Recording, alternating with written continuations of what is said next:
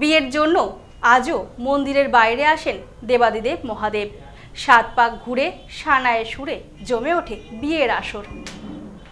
শিব ঠাকুরের বিয়ে। বিয়েতে এখানে বসে নহবত। মধ্যরাতে বর বেশে মালা বদল করে বিয়ে করেন দেবাদিদেব মহাদেব। বলাগড় রাসমেলায় যুগ যুগ ধরে চলে আসছে প্রাচীন এই রীতি। এখানে শিব পার্বতীর বিয়ে হয় মাঙ্গলিক মতে। জানা যায় প্রায় 313 বছর আগে এখানকার জমিদারেরা এই পুজো শুরু করেন। একসময় জমিদার বাড়িতে এই পুজো হতো, কিন্তু সেখানে গ্রামের মানুষ যেতে পারতেন না। বর্তমান বলাগড় থানার অন্তর্গত শ্রীপুর গ্রামের প্রতিষ্ঠাতা সাধক জমিদার রঘুনন্দ মিত্র মুস্তাফি জমিদার বাড়িতে দুর্গাপুজো করতেন। কিন্তু জমিদার বাড়ির পুজোয় প্রজাদের প্রবেশে সমস্যা হতো, আবার মহিলারাও বাইরে বেরোতে পারতেন না।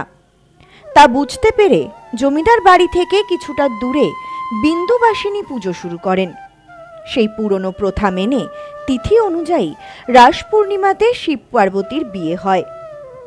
সেই মতো মধ্যরাতে সানাই বাজনা সহ শিবকে আনা হয় জমিদার বাড়ি থেকে বিন্দুবাসিনী মায়ের মন্দিরে। মধ্যরাতে বরযাত্রী নিয়ে বিয়ের মণ্ডপে হাজির হন স্বয়ং দেবাদিদেব। করেন মালা বদল, ঘোরেন 7 পাকও। রাসমঞ্চে এমন দৃশ্য দেখতে প্রতি বছরই ভিড় জমান গ্রামের মানুষ। বলাগড় রাসমেলায় যুগ যুগ ধরে এই রীতি চলে আসছে। হুগলি জেলার বলাগড় শ্রীপুর বিন্দুবাসিনী রাস আনুমানিক 313 বছরের পুরনো।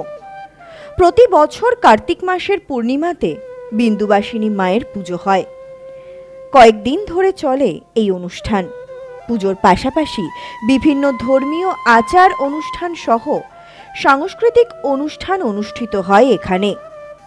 এই পুজোকে কেন্দ্র করে শ্রীপুর গ্রামে বসে বিরাট মেলা। প্রাচীন অথচ অভিনব এই আয়োজন দেখতে প্রতি বছর গ্রামে আসেন দূর দূরান্তের বহু মানুষ। রাজেশ দেবনাথের রিপোর্ট, নিউজ নোম্যান্সল্যান্ড, হুগলি।